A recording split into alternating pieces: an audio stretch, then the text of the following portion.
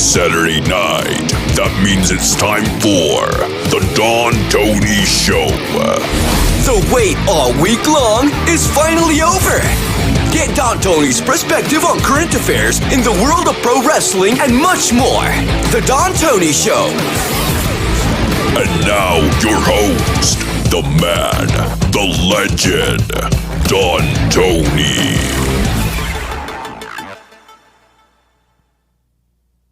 All right.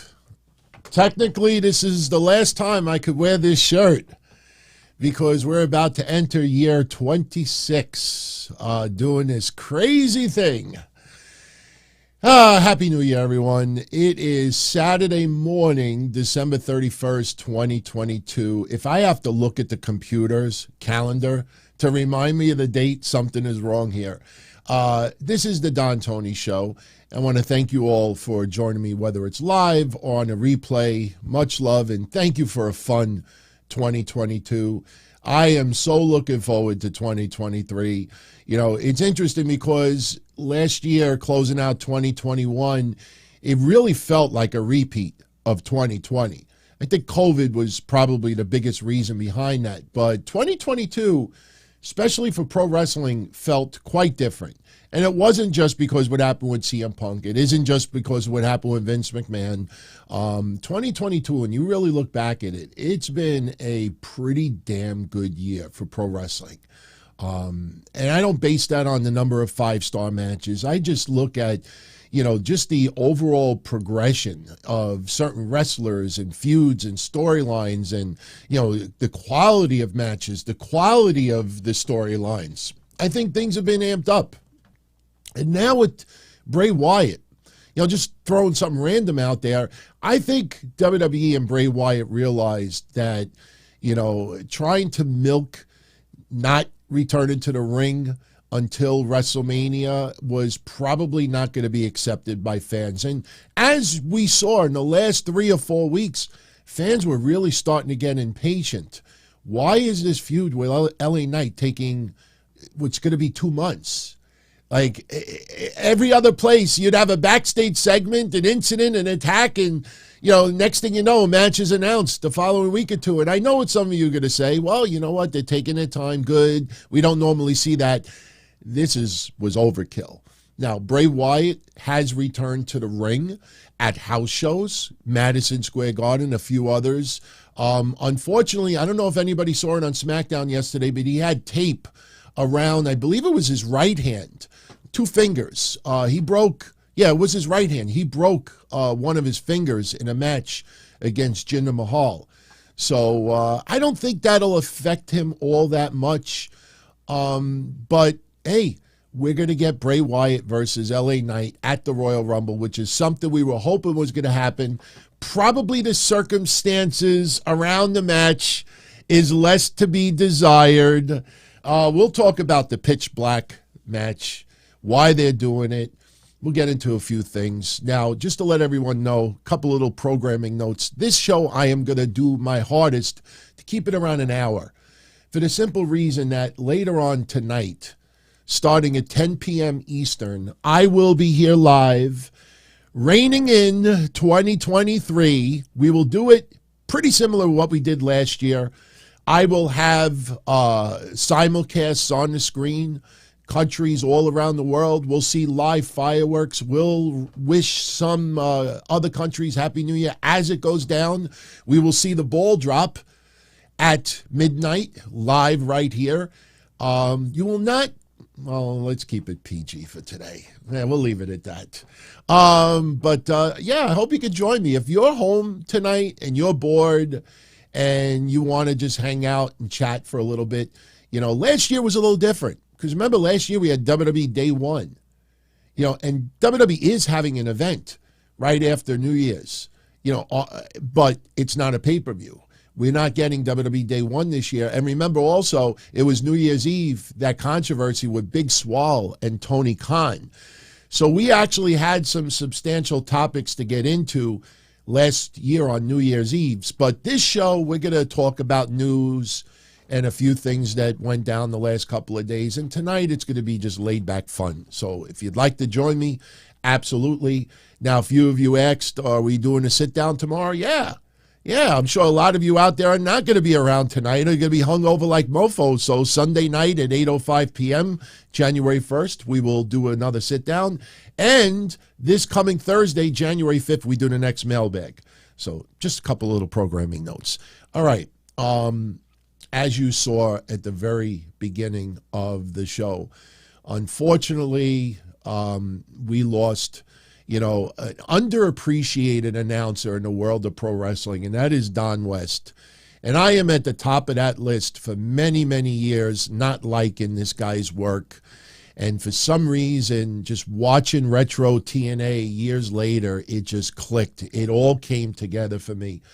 Now, it was sad because if you remember back, I would say November, we were talking about how Jim Ross was now cancer-free. But we also, you could go check out that episode, we said, pray for Don West because his brain lymphoma came back. And when you get brain lymphoma, I'm not a doctor. I'm not even going to pretend to be one.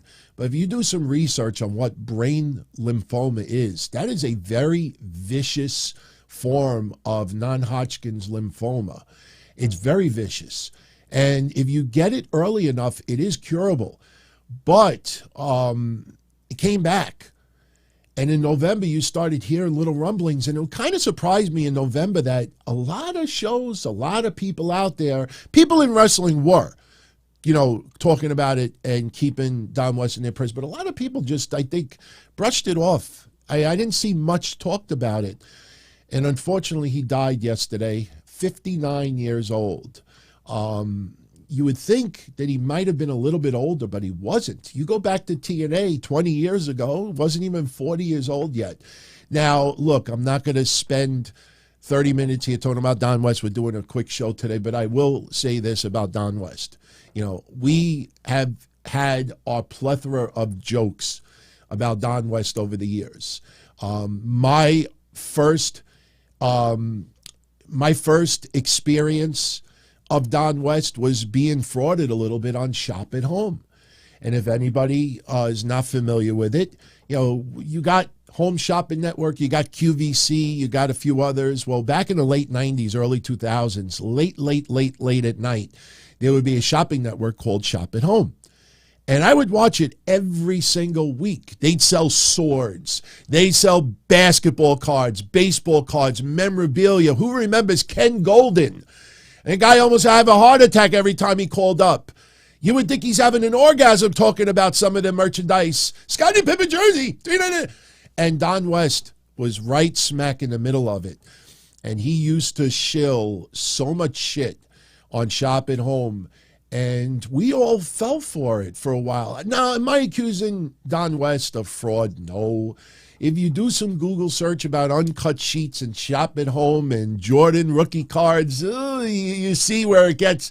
I'm a little surprised that some people behind Shop at Home didn't go to jail for the fraud. But what would happen with Don West, and you realize he was perfect as a color commentator for wrestling. The only question was he a wrestling fan? Can he get the moves down? And can he, act like he knows what he's seeing in the ring? And he checked off all the boxes. The problem is he went directly from Shop at Home to TNA.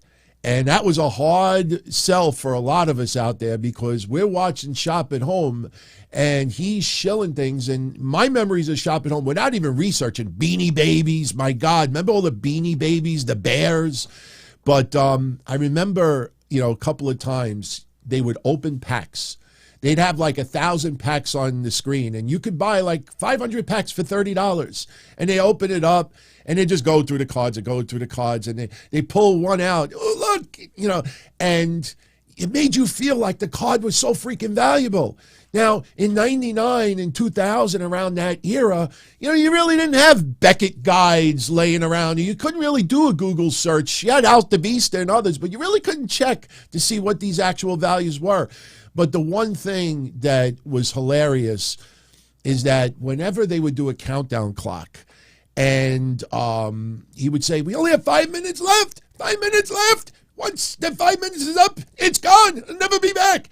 And 5-minute countdown would come, and then the countdown would expire, and they didn't sell as many as they could, and would go overtime. But then what he would also do is he would say, we only have 30 left. You're limited to 5. And you call the automated line, and just for the hell of it, when he said, only 5 per customer, we have to share, and then you type in the automated line, you type in 30, and it would say, your cost is $1,377, plus 1 for Visa. And you realize they tried to make it seem so limited. But my favorite moment in the history of Shop at Home was when he shilled uncut sheets. And I will never forget, I don't remember what baseball set it was. I don't remember what year it was. But I remember him telling us on the screen that, you have an uncut sheet, and you could take the uncut sheet and bring it to a professional cutter, and you could have them cut the cards custom to you. And now you got perfectly centered, perfect rated 10 cards. Now, I'm not saying that he advised everyone to go to Beckett or, whatever it is, JSA, and get it good. But, man, you realize, motherfuckers, pretty much telling us, go and get it cut perfectly, and you could go get it graded. And, man, and then he went to TNA, and he was a human Red Bull. I wish I had 10% of that guy's energy. But if you go to my This Week in Wrestling History shows, and some of the TNA clips, AJ Styles winning the belt, Raven, Jarrett, and others, and I played some clips.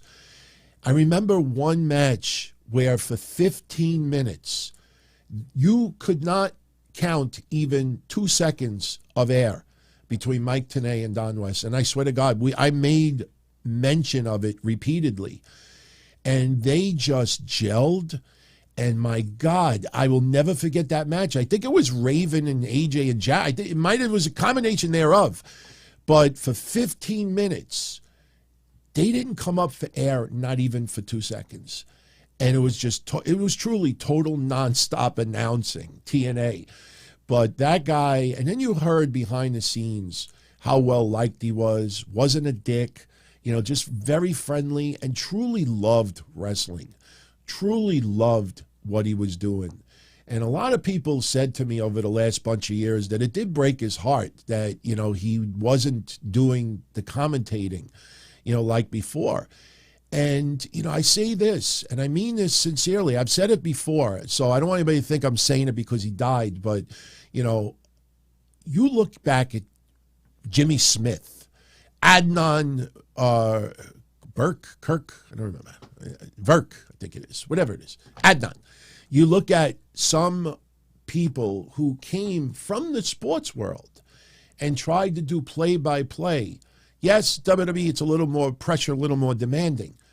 But you look at Don West, who didn't work the indies, who didn't do small little promotions beforehand, goes from Shop at Home into the play-by-play booth for TNA. And TNA trying to start off with a bang in 2002, weekly pay-per-views, and to see how quick that man picked up on it. It's almost mind-boggling, seriously. You go back, even in the early days, sure, it was a little rough around the edges, but for someone with no pro wrestling commentating, really play-by-play at all, to go from one extreme to another and like a fish out of water, you got to give that man respect. And I will say this in closing. You look online and you see all the tributes from people within pro wrestling. Michael Cole yesterday on SmackDown paying some respects for Don West. I truly believe Don West never in a million years ever expected the outpouring of love and appreciation. I mean, no, people loved him. He knew that. People appreciated him. But the level yesterday, watching on social media, it made me smile, man. It really made me smile. And, 59 years old is way too freaking young to go. You know, that scares the shit out of me because I'm in my 50s, you know, and I got a little bit of issues, and it just goes to show you just never know. It's just sad that they couldn't catch this lymphoma in time. So, Don West, rest in peace. Rest in peace, Don West. Oh, yeah, I got to do it.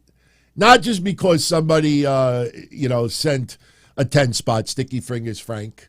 You know, what were the two cards that Don West always pushed on Shop at Home more than anything else? That Mark McGuire 1985 USA Baseball Team rookie card and Barry Bonds. Barry Bonds! Look, everyone, Barry Bonds! I never, it's funny. If I practiced a few extra minutes, I could probably do Don West for the whole show.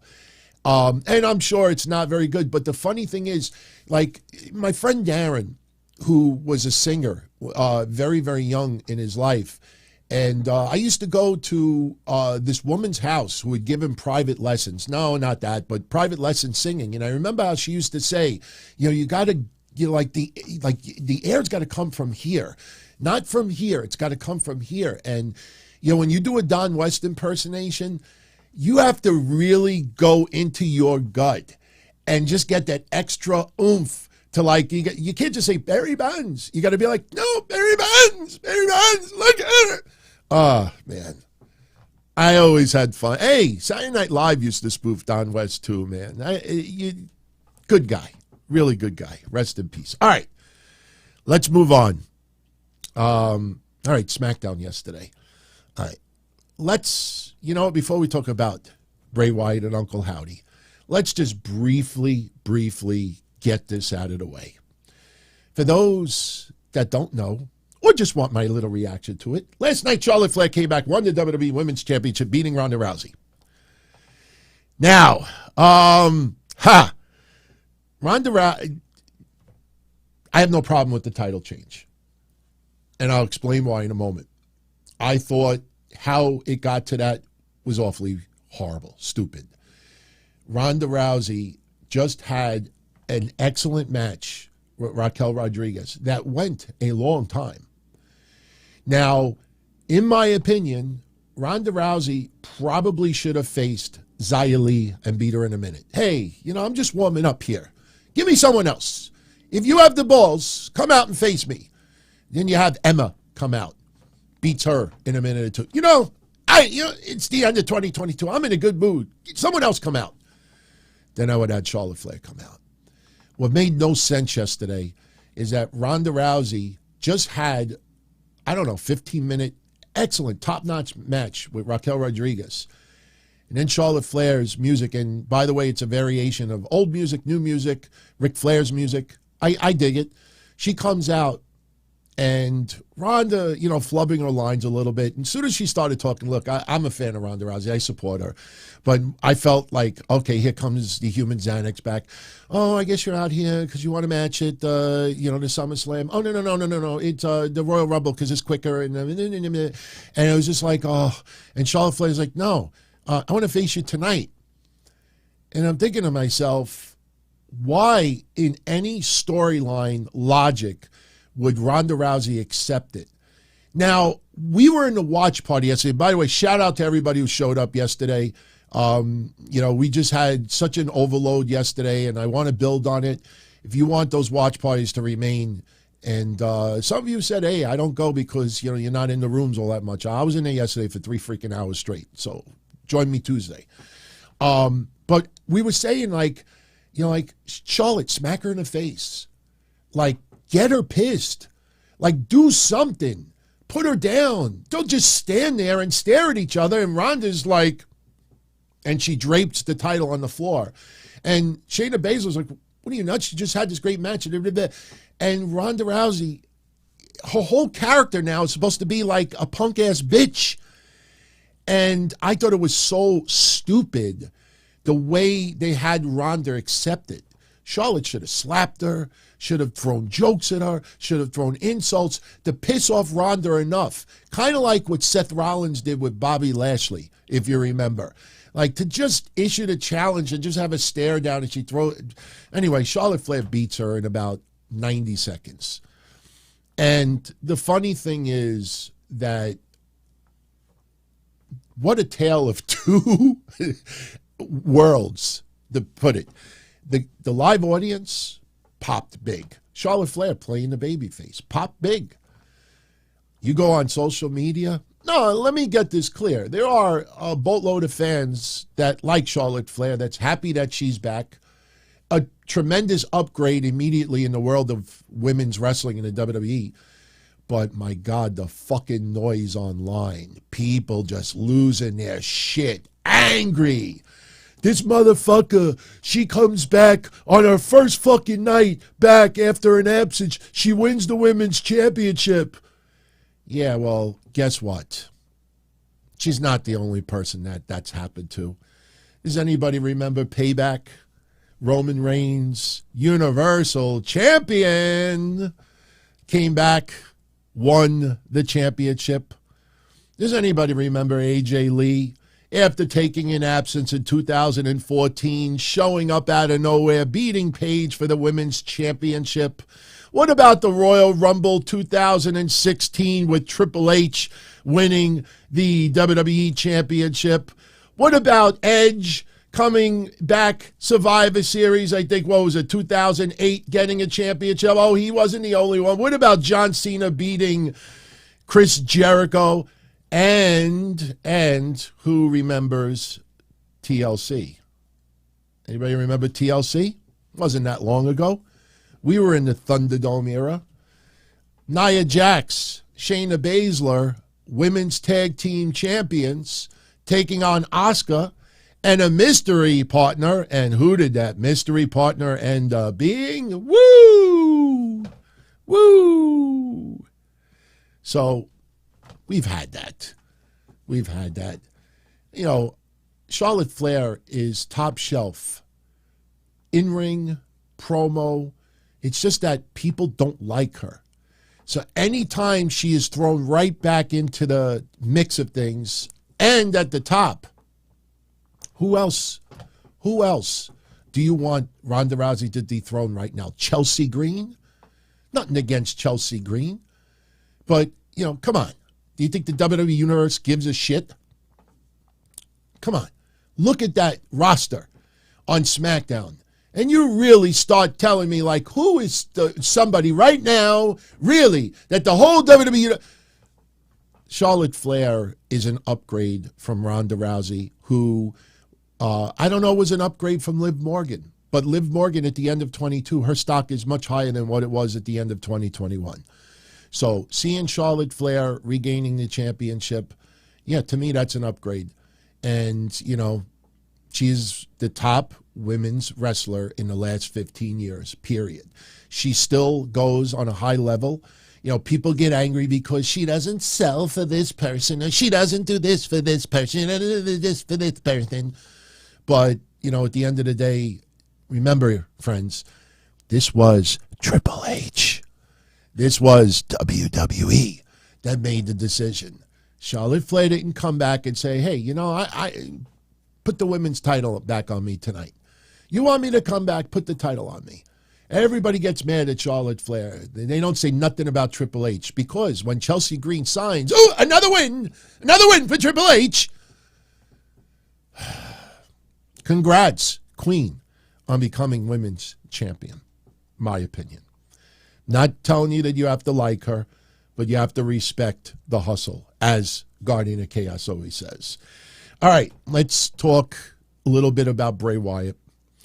We had a little shift in the storyline yesterday. Uncle Howdy has a new mask. My friends.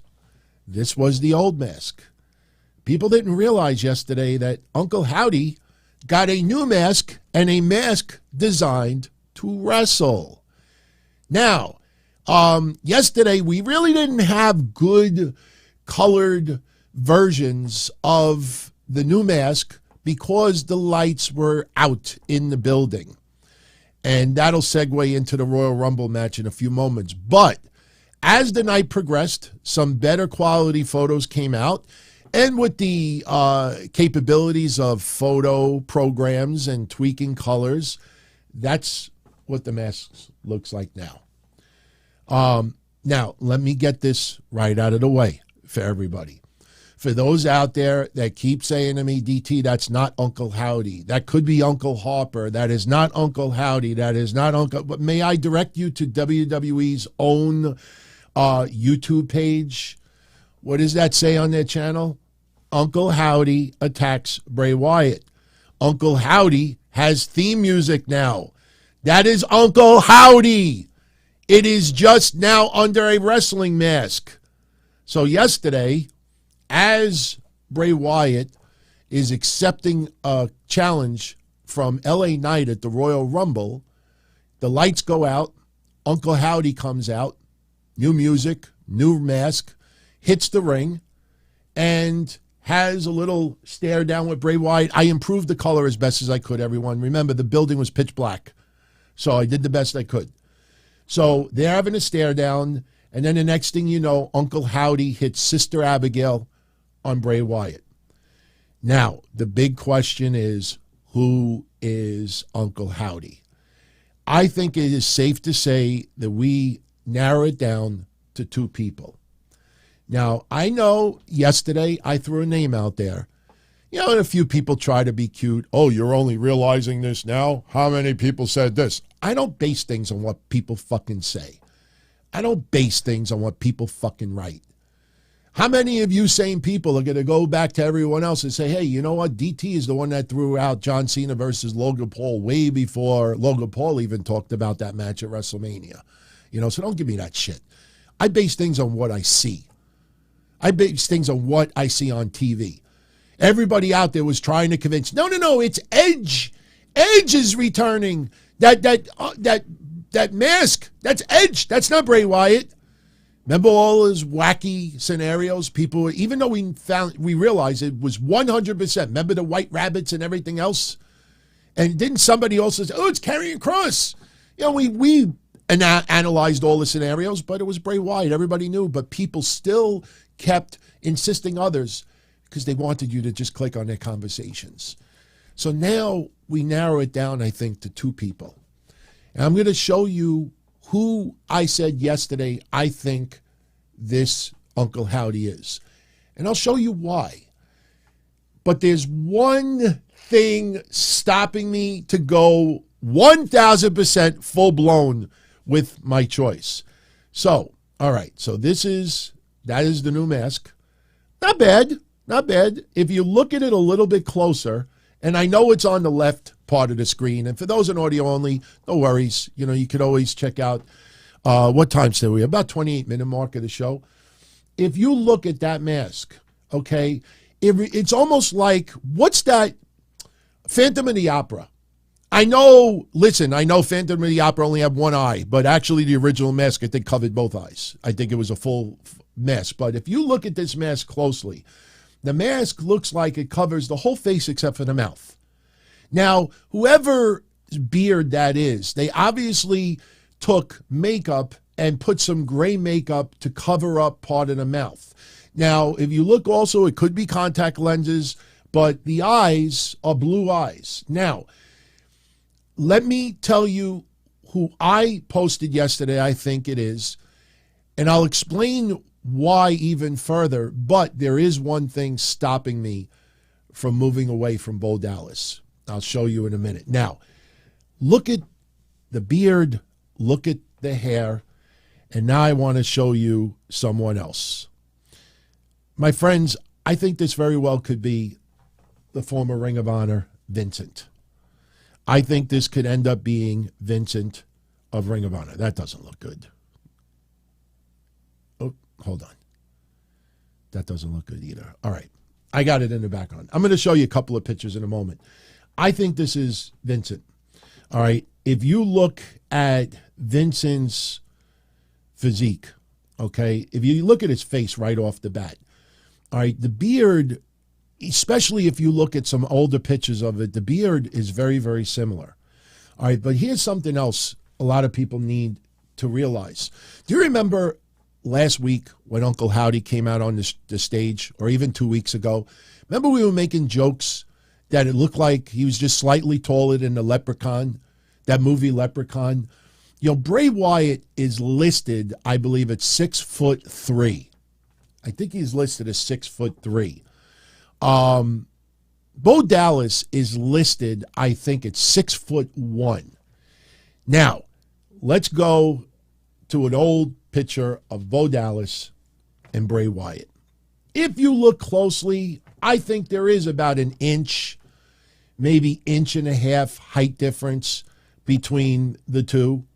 If you look over here, now, yes, Bray Wyatt is wearing a hat, so you really can't tell, but it definitely, Bo Dallas can be a little bit shorter. With regards to Vincent, formerly of Ring of Honor, that guy's height, some places reported as 6 foot tall, some places reported 5'10". Somebody claimed 5'8", which it's not, but he is a little shorter than even Bo Dallas. And if you remember, like I said, whoever came out on the rampway last week or the week before, he was short. You really looked at it, he was short. The reason why I'm not convinced that it's Bo Dallas is another reason I'm going to show you here. You really can't see it here. This might give you a better look at it, but the physique of whoever this is a little stockier. Now, I don't know if Bo Dallas has put on any weight recently. You go back to this picture, this kind of like helps a little bit too. Whoever it is a little bit stockier than what we remember Bo Dallas to be. The physique, the height, even the hair to an extent, sure, Vincent may not have the dreads anymore, but there are pictures of Vincent with a beard very, very similar to this. And yes, there are pictures of him with gray, as well. But the only reason why I'm not 100% convinced that it is Vincent is because of the hair. If you look at the top of the head of the Uncle Howdy character, it looks very similar to the hair of the scalp of Vincent. As you go down and you look at the long locks, man, you look at freaking Bo Dallas's hair. I mean, the hair reminds me more of Bo Dallas. But again, I don't think Bo Dallas has put on that much weight to be that stocky. Look at the Uncle Howdy character again from 2 weeks ago. Look even yesterday. Whoever that is appears to be a little bit stockier than Bo Dallas and maybe an inch or two shorter. So, I looked at the hair. It's very hard to tweak your scalp, believe me. But I really think at the end of the day, this could very well be Vincent. Now, I'm not saying that Bo Dallas won't be involved in this. I'm not saying that at all. Some people think Dutch. No, not Dutch Mantel. Go search some Ring of Honor history if you're not aware of it. I know a lot of you probably don't know it, but he could be involved in this in some way as well. I personally think if there's going to be a rival against Bray Wyatt, I feel like a known person, someone who we know, has to be involved in it. That's why I think at the end of the day, Bo Dallas may still be involved. We might get a little swerve where everybody thinks it's Bo Dallas and then it's revealed to be Vincent, or vice versa. So I just wanted to throw it out there. And it was very, very cool to be able to get, like some better pictures. I mean, I really, I dig the mask. I dig the mask, but let's make it clear, everyone. This is Uncle Howdy. This is the wrestling mask that whoever is going to be in the ring is going to come out wearing this mask. And if you look at the mustache, I mean, they tried to mimic the mustache. So, but it is Uncle Howdy. So if everyone out there that thinks it's not Uncle Howdy, it is Uncle Howdy. Even WWE's YouTube page wrote it as Uncle Howdy. So we will see what happens. Now, Royal Rumble is going to have a pitch black match. And let me explain why this is and what we fear it's going to be. First of all, the reason why this is being done is because Mountain Dew is paying WWE a decent amount of money to advertise for the Royal Rumble, promoting their return. I believe it's been around before, of Mountain Dew's Pitch Black drink. That is coming out in 2023. So this is almost like, if you remember Kentucky Fried Chicken and Dolph Ziggler, and that's what this is. So Mountain Dew is sponsoring this match. The only reason why we're a little bit nervous about it is, think back to the old Bray Wyatt matches when everything was red or blue, whatever the fucking colors they were. Think back to Seth Rollins complaining about working in those environments. A lot of wrestlers don't like to work in those environments. So when you see Pitch Black match, even though it's promoting Mountain Dew, there's going to be a Pitch Black theme to this. And I think the reason why they're doing this is because Uncle Howdy gets involved again. And with the lights so freaking dark, we're not going to be able to see as much as we want to. So if the fucking building is almost pitch black, with the exception of everybody's phone lights, and there'll be some lighting. I mean, obviously we're not going to watch just a pitch black arena, but that's where they're pretty much going with this. So it's to hype up the Mountain Dew drink, but it is going to have an influence on what kind of match we get at the Royal Rumble. So, all right. Yesterday also, John Cena made his in-ring return. Unfortunately, a lot of people like me, we feared what we were going to get, and that was 90 seconds of a hot tag. We were in a watch party yesterday. As soon as the match started the way it did, we were like, oh, shit. He's only coming in for the hot tag. And that's pretty much what happened. John Cena, getting laid out early in the match. And, it's funny because I didn't see anybody in the front row, with the exception of one woman, but she only did it for a few seconds. Maybe they were just afraid. But John Cena acted like he was unconscious for about 3-4 minutes outside the ring. And people in the front row were like bent over, like looking at him. And I'm like, come on. That's the perfect opportunity to hit your camera phone, hit record, and show everyone what the hell John Cena was doing to sell for 4 minutes of unconsciousness. Maybe we got a Randy Orton, where Randy Orton would be like, like that infamous video. But he was unconscious, ultimately gets up, gets the hot tag, does his whole "you can't see me," does it with Kevin Owens as well. And then ultimately Kevin Owens hits the pop-up powerbomb to Sami Zayn. Kevin Owens gets the pin. And afterwards, when the cameras stopped rolling, John Cena cut a promo, just thanking the fans and wishing everybody Happy New Year, and, thanking the fans for allowing him to do this for 20 years. But it was pretty much gaga yesterday. You didn't feel a lot of heat between Roman Reigns and Kevin Owens. Kevin Owens and Sami Zayn was fun, but it just felt like something was seriously missing in that match. But I will say this. Yeah, the Bloodline attacked afterwards, and Drew and the others made the save. But we're talking about Cena's in-ring work. It goes to show you, you don't have to train crazy amounts. I mean, if you're in good physical condition and you only have to do that, John Cena probably really didn't have to prepare that much for the in-ring. Look, it was fun to see him. I enjoyed every minute of it. But you realized we were just getting pretty much 90 seconds of in-ring work. Now, something yesterday also, and I had a feeling, I even joked about it during the watch party. And when Kevin Owens, for those that didn't see it, Kevin Owens, his eye got fucked up. He got clipped. It was accidental, but he got clipped pretty bad. I don't know if I could zoom in. No, it's not letting me zoom in. But Kevin Owens' eye got roughed up really bad. And when they were celebrating in the watch party, I said yesterday, who's going to be the first asshole that is going to claim that Roman Reigns gave Kevin Owens a receipt for War Games? And sure enough, leave it to Give Me Sport to be the first assholes out there. You got to see how many news outlets out there that are writing shit like this today. Shut the fuck up. I fucking hate all of you. Seriously. Not everybody tune in. These fucking clickbaiters, man. God. It was an accident. There's no heat between Kevin Owens and Roman Reigns. But, we knew that was going to happen yesterday, and it did.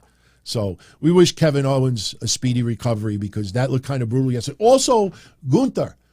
Hopefully that guy didn't have to get stitches or staples yesterday because Gunther came out with Imperium and ended up having a confrontation with Braun Strowman. Ricochet comes out, makes the save, has a chair, and whacks Gunther while he was outside the ring, and Gunther got split open. So I have not seen any close-ups yet of what happened, but listen, when you get cut open from a chair, usually it's something bad. I mean, you don't usually get like a paper cut from a chair shot, but Ricochet nailed him and opened him up. So we got to hope that Gunther's okay because in 2 weeks, Gunther's going to defend the Intercontinental Championship against Braun Strowman.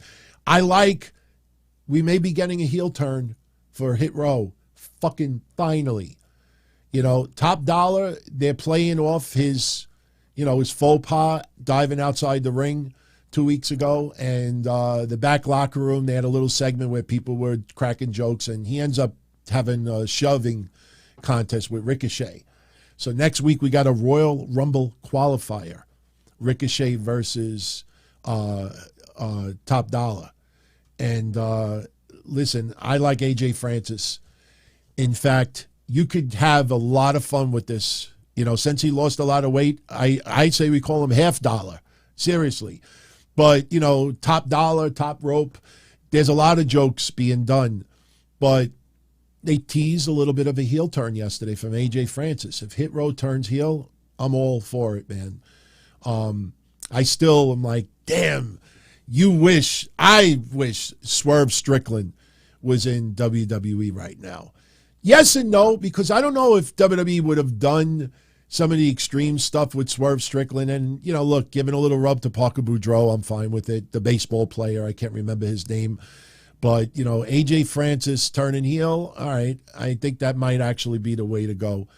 But, so we now have a new women's champion leading into 2023. And, we'll see what happens. So yesterday, we only had 4 matches in WWE for SmackDown. The match results were Solo Sikoa over Sheamus, which was a great match. Ronda Rousey over Raquel, as we said earlier, to retain the women's championship. But then Charlotte comes out. You know the deal. And then Cena and Owens beating Roman Reigns and Sami Zayn. On the flip side for AEW, yesterday I had Orange Cassidy beating Trent. And Orange Cassidy is going to defend the All-Atlantic Championship against Kip Sabian at Battle of the Belts, which is next Friday night at 11 p.m., which is an awful, awful, awful time slot. And the reason why they're doing that time slot is what we worry about with Ring of Honor. They have to do it somewhere. And they're doing a live Rampage next Friday.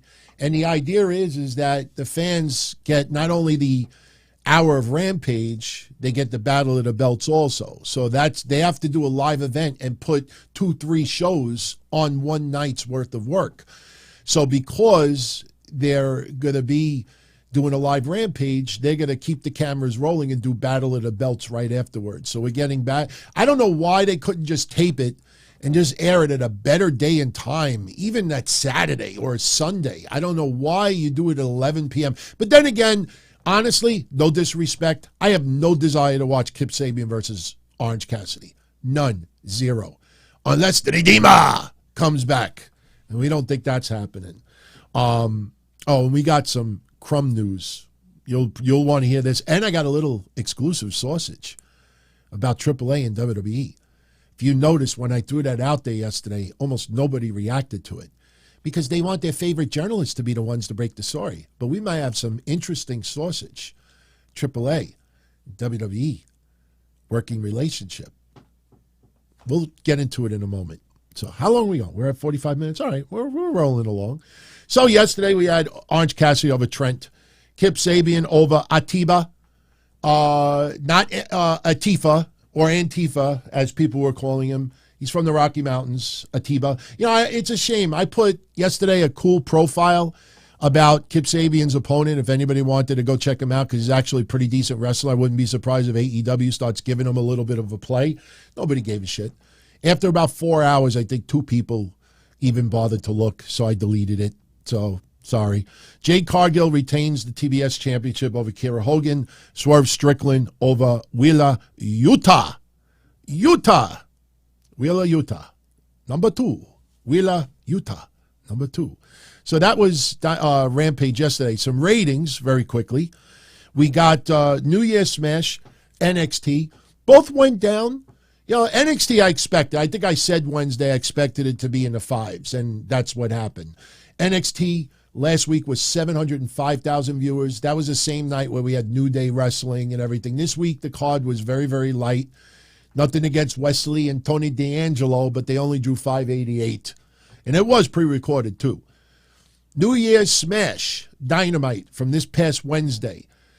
The week before, it was 957,000 viewers. This week, it dropped down to 876. So, take that how you will. Holidays, Wednesday, I don't know if it would have affected it, to be honest with you, but those were your ratings. Last week, we had a little conversation about the House of Black already being put back into mediocrity. Well, they actually did wrestle this week, everyone. They beat Rosario Grillo, Dean Alexander, and Hagan Shino. I think that's how you pronounce the name. So the House of Black, don't worry, everyone. They still got their momentum. AEW should have waited until after the Elite beat the Death Triangle in this best of 7 and have them show up, lay out the Elite, start the fucking feud. Start on fire. Not just throw them out there. We challenge everyone. Everybody is on notice. Everyone has a death sentence, and you're facing Shino nobody. Come on. By the way, did you see what's happening now with the CM Crumbs, the FTR, Dax Harwood disaster that's going on? Do you remember when we did predictions for Ring of Honor? I said the only way I see FTR losing those belts is if they start losing their other championships, AAA, IWGP, and they lost the Ring of Honor tag titles. This week they lost the AAA tag titles to Dragon Lee, who is now signed to WWE, and I can't remember his partner's name. If someone could, Drilistico. So FTR lost those titles as well. I love the people out there that are saying, oh, no, this is a storyline, that they're on a losing streak. Whose storyline is this? AAA? IWGP? Whose fucking storyline? This is the fans' storyline. They can't just accept the fact that FTR's run is coming to an end across the board, especially if they end up going back to WWE, which a lot of people believe. And let me tell you something. Personally, with all due respect, the news media and the EVPs are making it easy to force FTR out the building. And the sad part about it is a lot of fans are not going to take notice, and they're going to turn. I will guarantee you, by next week or the week after, as more of Dax Harwood's podcast comes out, you're going to see fans start turning on that motherfucker big time.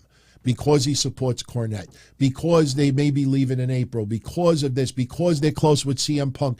Remember what I told you way back months and months and months ago, that the fans ultimately were going to back the EVPs because they're the ones that run AEW. They're the ones that are the foundation. They're the ones who are going to be returning. So for the most part, the majority, if they're hardcore AEW fans, they're not going to support the Antichrist of AEW, which is CM Punk. So now, if you remember what we said about Miro, Malachi Black and others, Thunder Rosa, that what happens? Something comes out to put fans on the side of said wrestler, Miro, Malachi Black, Thunder Rosa, 3 good examples, CM Punk. And then what happens is there's always a journalist that has some comeback article that always goes against that person. If you remember the Thunder Rosa stuff, you remember Miro. Miro's starting to speak out now. Malachi Black, you remember, he didn't appreciate how his personal stuff is, being revealed by executives in that company. What do all three have in common? I mean, all of them have in common. None of them are being pushed. I mean, yes, Thunder Rosa's injured and CM Punk is, we know his situation. But it's going to lead to Dax now. And if you look at 2022, AEW smoke and mirrored that team horribly. Their record on the AEW record books is like 3-6. And they have no substantial wins in 2022 against anybody. I think the Gun Club might be their biggest win under the AEW banner. But here's the thing also. Dax did his podcast and very recently talked about Meltzer and talked about journalists that they seem, and when he was talking about the CM Punk Elite fight that happened backstage at the All Out Media Scrum, he said that, there's three sides to every story. There's CM Punk's side, there's the Elite side, and somewhere in the middle is the truth. But he also said that he felt that a lot of journalists out there are purposely putting out a narrative to back their favorites. And when he talked about Dave Meltzer, he said that he has a lot of respect for what Dave Meltzer does. But he also said something else that I thought was fabulous. And he basically said that, when he puts things out there to side with his favorites, or there's always this perception that he's taken a side, and with other journalists as well. So if you remember recently, Dax said that he's pleased that he wants CM Punk and the Elite to have a reconciliation, so CM Punk could return and they can make history and change the landscape of pro wrestling for the time to come. Well, now this is all starting to come out with Dax talking about, Colt Cabana, I didn't appreciate how he made fun of me, my accent when I first came in. I haven't talked to him even once since I'm there. All these little things are coming out. So what happens? No bullshit. The EVPs, now because fans are like, oh my God, maybe they can work something out. Maybe CM Punk can come back. Can you imagine how much money they can make Kenny Omega versus CM Punk? That is the narrative now. That is the buzz. Well, a week later, and without naming names, you have dirt sheets reporting that people within the locker room, Chris Jericho and others, they are making a stand that there is no way that they will ever allow CM Punk back in AEW. Now, look, in my opinion, Chris Jericho has a podcast. Let Chris Jericho say that, But the fact that Chris Jericho doesn't go against what these sites are saying, obviously you get the deal. But now you see the EVPs, soon as that narrative came out from Dax, and as soon as fans picked up on it, and as soon as fans started thinking, oh my God, yeah, Elite, come on, we can, you guys, it's for us, for wrestling, for the future, it's for the betterment of the company. And they're like, no, Meltzer, blah, blah, blah, blah, this and that. You got to stop this shit now. You got to throw it out there that there are many people within AEW that are very, very vocal. They said that in no way, shape, or form they're going to allow CM Punk to return. And guess what? When I said CM Punk was the voice of the voiceless, now you understand even more. There are a lot of people within AEW that want to see CM Punk return, that want to see everybody get along, that want to see Andrade back, that want to see, he's recovering from injury, but they want to see just people just having a good time, get along, stop with the locker room drama for the betterment of the company. And every time that goes out there, you get a reporter that with an unnamed source, or once in a while they'll throw out a name and say, under no circumstances would they ever allow. There are people within AEW that want to see Punk back. They can't speak out.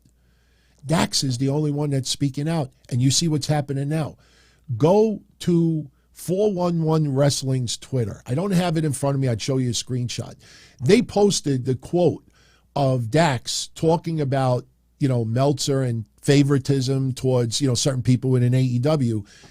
95% of the responses are all anti-Dax Harwood.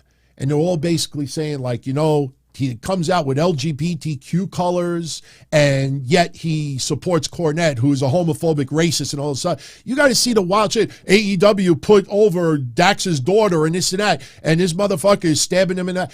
You got to see. You give it a week or two, and Dax Harwood is going to be public enemy number 3. Remember, CM Punk was public enemy number 1. 1, 1, 1, 1. Anybody who knows why I did that, props to you. Andrade is public enemy number 2. Dax Harwood is now public enemy number 3. And I think their exit from AEW is pretty much already set. They do not want people like those guys and gals to make noise, stir it up. That foundation ain't changing anytime soon. Us, as long as we get good wrestling, we don't give a shit, right? As long as we see good shit on AEW, that's what we care about, right? But we still got to address things because a lot of people will turn a blind eye to it. And what they've done to Dax and FTR and Cash over the last year, it's horrendous. Now they're losing their championships, and I'll segue into this. I got this directly from someone who I trust in wrestling. You know, recently WWE signed Dragon Lee. And he's got an interesting deal because he's still going to be allowed to do some outside projects. I think once Sasha Banks returns to WWE, I think you're going to hear people compare Sasha Banks' contract a little bit to Dragon Lee's. I kid you not. Dragon Lee is allowed to do some outside things. But here is the kicker. I was told. It's not 100%. That's why I'm saying sausage more than anything else. But AAA and Triple H, all right, I bailed myself out of that one. AAA and Triple H have had meetings, and they are this close of having a working relationship. As soon as the Royal Rumble or shortly thereafter, that once the I's and the T's are dotted and crossed, you will see a working relationship between AAA and WWE. Some people in the wrestling news world already know this. They're not putting it out there, especially because FTR just lost the tag titles to one half of the team that is a contracted WWE wrestler in Dragon Lee. Notice how there's no buzz. Oh my God, that's history. An AEW contracted wrestler lost the championship to a WWE contracted wrestler.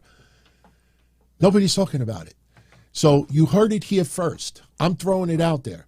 There are talks, serious talks between AAA and WWE for a working relationship.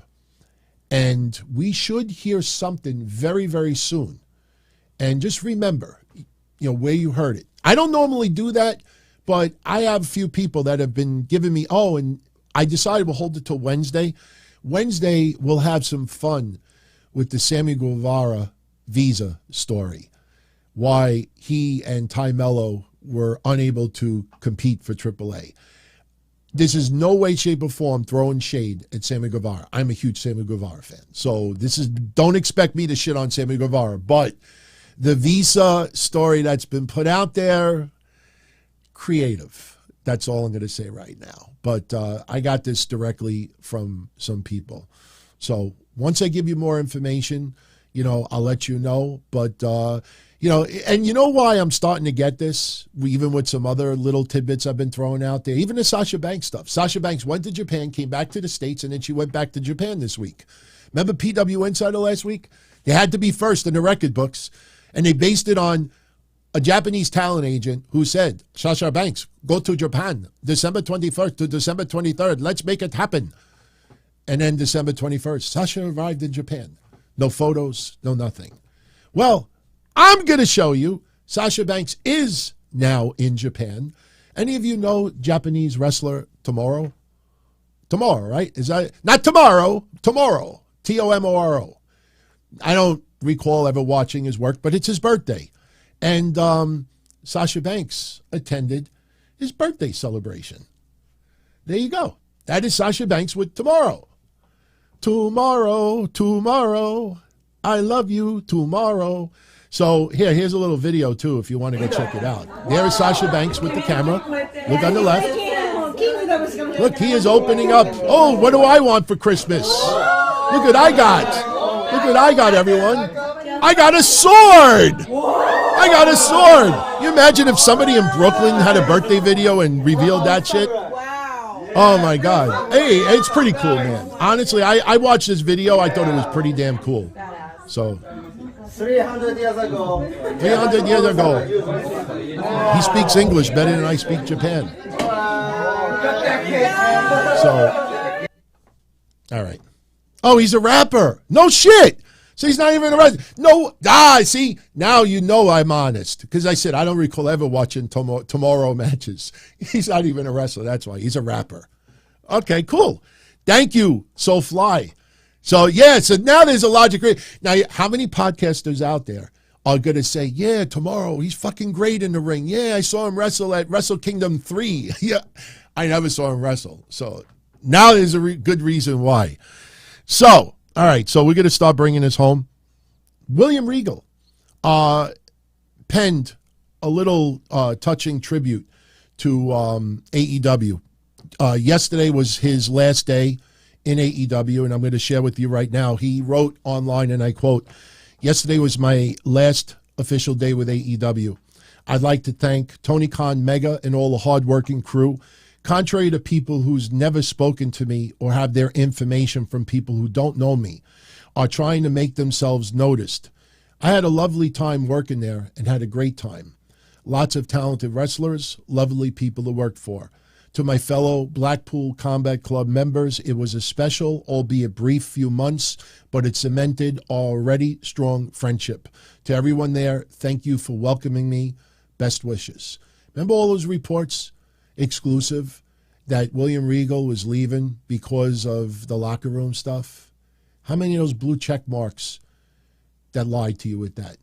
You know, William Regal, classy as a mofo. William Regal doesn't get involved with the politics. And leaving on the right terms. And like I told you, you know, a lot of people are still saying William Regal's not going to be seen on WWE camera for a whole year. I will guarantee you, in 2023, within the first 6 months, you will see William Regal on camera in some capacity. Will he be an on-air character? I have no idea. But I'm telling you, and I also know this, I'm not there. I won't witness it. I don't know anybody that will witness it. There ain't going to be no straggler employees to call me up. Yeah, I was sweeping the floor and I heard this. You're not going to get that. But I guarantee you, if you do see William Regal on a WWE television, on a WWE screen in 2023, I guarantee you just how classy he is and businesslike, he will call Tony Khan first. And Tony Khan, I really believe, will give his blessing. Just like how Vince McMahon let William Regal out of his deal a little early so he could start with AEW sooner, I think on the flip side, you know, William Regal is not going to hurt AEW in any way if he shows up on a WWE screen. And William Regal is not going to do anything to stab AEW in the back. That is somebody that you want in your company. Now, we don't know what vice president position that he's going to be in. He's going to be an EVP, even though people don't want to use that term because, you know, that's for the elite. But very, very cool. Very classy the way he went out. So, with that said, what else do we have to talk about? I think that is it. Yeah, we talked about the AAA stuff. We talked about, yeah, we're done. So we got pretty much about an hour. So now Monday, I should have an update about the Tammy Lynn Sitch DUI manslaughter trial. I actually talked to her boyfriend yesterday, and he told me a few things that are very, very interesting as far as what's going on. Nothing that's been made public. I asked him, let me know what I can say and what I can't say. And I will say this in hindsight. Look, Tammy, make no question about it. I've said it many times before. I defended her for years. She's got to go to jail. In my opinion, she's got to go to jail 10 years minimum. She's got to pay the price. Yes, addiction is an illness, but in this case, she killed someone. She's got to pay the price. But it's kind of almost weird that, what was it, like 6 months ago, that this guy's threatening to kill me. This guy's threatening to show up in my neighborhood, and that guy is a scary dude. That guy has a little bit of a checkered past. Now, I get along with him. You know, would I hang out with him? No. But he actually trusts me that I'm going to do the right thing and just tell it like it is. Like, I'm not going to sugarcoat it. But, you know, remember how that Florida media was editing his shit. But, you know, we'll talk about it. I'll let you know Monday what I can reveal. But there's some interesting stuff that's going to go down. We already talked about how she's trying to work out a plea deal. And that's why certain things were postponed a little bit. But there's a few other things. And I promise you this. Nothing I say Monday is going to put her in a positive light. So I don't want anybody to think that this is to spin. I'm just going to throw out some details that you haven't heard anywhere else because it's not public. But it'll give you a little insight as far as how the legal process works. Not only criminally, but civilly. Is that even the right word, civilly? I don't know. All right. So before we get out of here, just a couple, if you don't mind, quick super shout-outs. And don't forget, tonight, 10 p.m. Eastern, I will be here. We will reign in the new year. I think we may have some giveaways as well. Might be giving away like a whole bunch of YouTube channel memberships. So this way some of you out there could access some additional content, some content of the shows I do on Tuesdays. Might have some autograph giveaways tonight, maybe even a Bray Wyatt. The only problem is, like, I don't know how we're going to do it.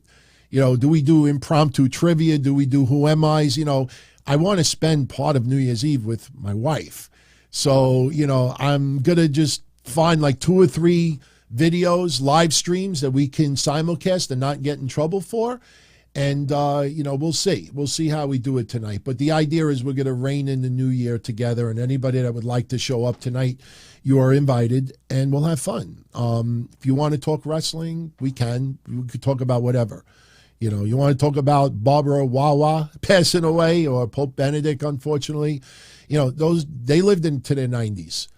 God bless them. I mean, I want to live to be 73, not 93. So we'll talk about it. Bob the Builder, watch, okay, he nailed it. Watch everyone go after Dax since he pointed out Colt was not a good guy. Oh, wait a minute. This is from the other day. No wonder why it's so on point. But yeah, no, you're right. But they're going to go after him because of the Meltzer, the EVPs, how they push the narrative. I'm telling you, here, you know what? Since I got him on the screen, here is the quote. Here's the quote that Dax said. He said his star ratings, that's his opinion. The historian Dave Meltzer, I have a lot of respect for. What I don't necessarily have a respect for is the favorites that are played, the information that is skewed to fit a certain narrative. I don't have a lot of respect for that or even his star ratings. That's what he said.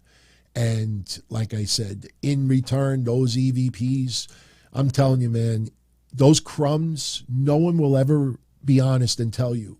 But those crumbs are so out there. You have no idea how many journalists that they will throw little dirt to and keep it anonymous. They'll deny. You know what they'll say?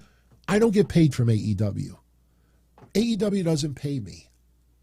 Yeah, AEW doesn't pay any of them, but they give them crumbs to put out a narrative. Oh, people are starting to get pissed off at Miro. Why isn't he being used? Oh, we'll just use the creative shit. So people will be like, oh, yeah, no, I don't blame AEW for not using them.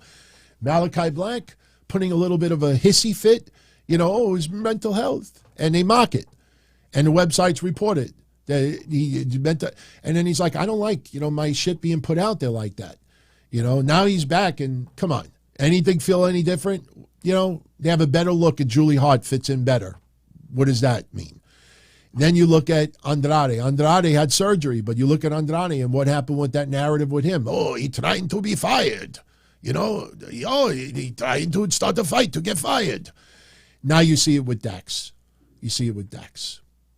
Even the Thunder Rosa stuff was awful. The Thunder Rosa stuff was awful. I hope she comes back.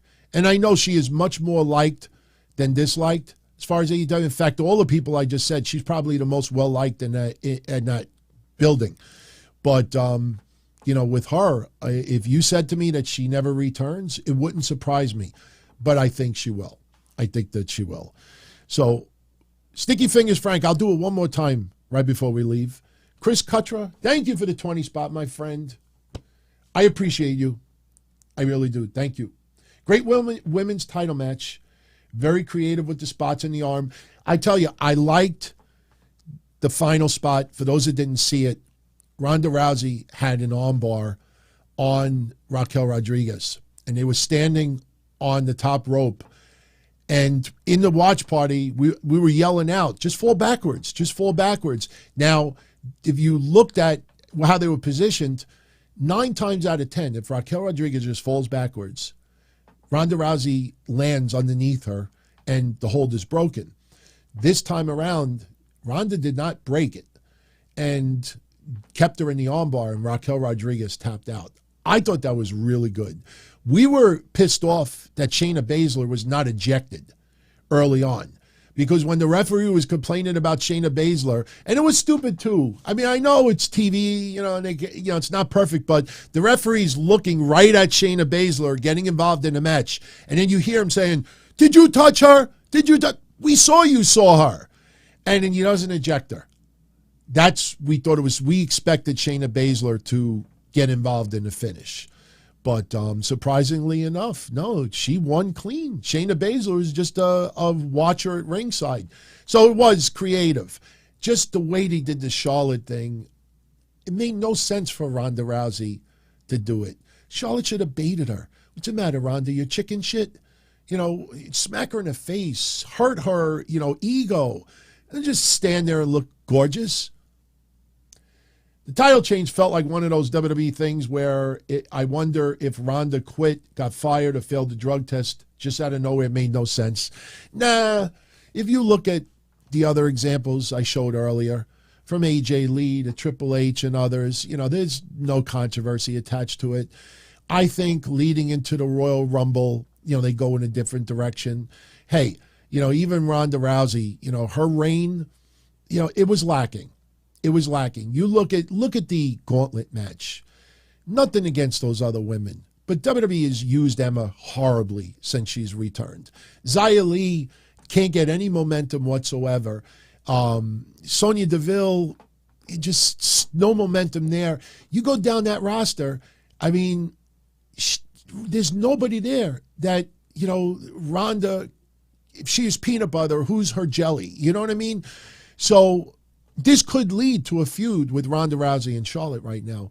And let's be honest, they've had some magic together and they've had some caca together. So, no, I don't think there's any controversy with this. Hey, look, anything is possible. But I'm not aware of Ronda Rousey, a substance abuser or anything like that. I think, hey, we're going into 2023, new year, new champion, new set of circumstances, Royal Rumble, road to WrestleMania. Yeah. It was cute. I'll tell you this before we start bringing it home. I'll tell you this. I thought it was cute. If you Google it, you'll see the guilty parties. Right after Charlotte Flair won the championship yesterday, at least 7 websites that I could find all raced to write an article that our sources tell us that Ronda Rousey versus Becky Lynch is no longer being considered at WrestleMania. Ronda Rousey just lost the championship. Our sources tell us that Becky Lynch versus Ronda Rousey for the SmackDown Women's Championship is no longer being considered. Go look. I mean, I read that and I'm like, you can't be that ridiculous. You can't be that. Our sources tell us. Oh, my God. I can't understand how anybody believes in those people, but it is kind of funny. It's humorous because it was literally 5 minutes after Charlotte won the championship. So, and some of you ask me this off and on, DT, how do you find out about this stuff so quickly? Well, when I used to report news, and I talked about this very recently, I gave a little insight as far as how you get alerts, whether it's Google and other ways you get alerts. I still have all those, settings set up still. I just have a different email address that it all goes to. I have about 13,000 emails just sitting in email purgatory from the email address I used to use when I used to report news. So once in a while, I'll just go in there and see if anything popped up that I should, take notice to. And you get the alerts and you click on it and you see it. And that's how you get it. So, Stony Loney, thank you for the 5 spot, my friend. Just wanted to tell myself, Happy New Year. God bless me and my family. Same to you, my friend. Same to you. Thank you very much, Stony Loney. Thank you for always supporting the shows. Every single one of you out there, thank you for supporting the shows. I hope you enjoyed this, maybe not so abbreviated edition of the Don Tony Show, but, I wanted to get the majority of the news done here today. Since tonight is just going to be laid back, I'm not even sure if I'm going to put audio versions of tonight online because, we're just going to be hanging out, chatting. I mean, if we have some fun conversation, then yeah, I'll make some audio versions of it as well. But the idea tonight is just to chill, everyone hanging out, chatting about whatever, watching some fireworks, drinking a little bit, eating, and just having some fun. So I will be here at 10 p.m. Eastern to start it off. We'll go until about 12:30. Yes, the missus will have to make a cameo because the bottle of champagne will be in this room. So I want to thank you all. Much love. I'm really looking forward to 2023, and that's not trying to, fluff it up a little bit. 2022 was much better than 2021. Much better. And then you think about 2023, Cody returning, contracts expiring, WrestleMania, Bloodline, storyline changes, just AEW stuff going down. And there's a lot more than just that. I mean, what's going to happen with Sasha Banks? We can probably get a little tease tonight. Remember my Sasha sausage. Say that fast 10 times.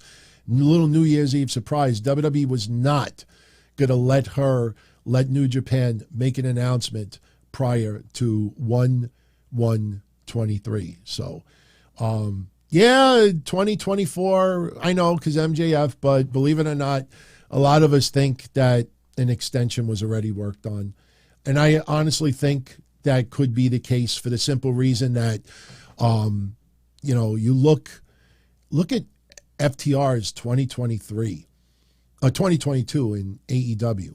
Yeah, there was a lot of smoke and mirrors about them holding 3 sets of titles, but they never held the AEW, at all. Not with the other titles. They never had those 4 sets of belts. And when you really look at their AEW official record, it's awful. It's terrible. And you wonder if some of that momentum over the last 3-4 months was 86th, not just because of their relationship with CM Punk, but because there is no report of them signing a contract extension. So, I think even the same thing with Miro or maybe Andrade. If their contracts are going to come up sooner than we realize, we may see them back on TV again, but they may not get anywhere near any type of push. Makes you wonder about the House of Black. Makes you wonder how many years some of those guys signed a contract for. It makes you wonder with some. So I think 2023 is going to be really, really interesting. I think last year I said 2022 is going to be the year of the contract. I think that kind of came true in a lot of ways. I think 2023 is going to be the year of debuts and returns. I think we're going to see a lot of shifts and changes. I think some wrestlers currently in WWE will end up in AEW and vice versa. I think we will see some employment changes.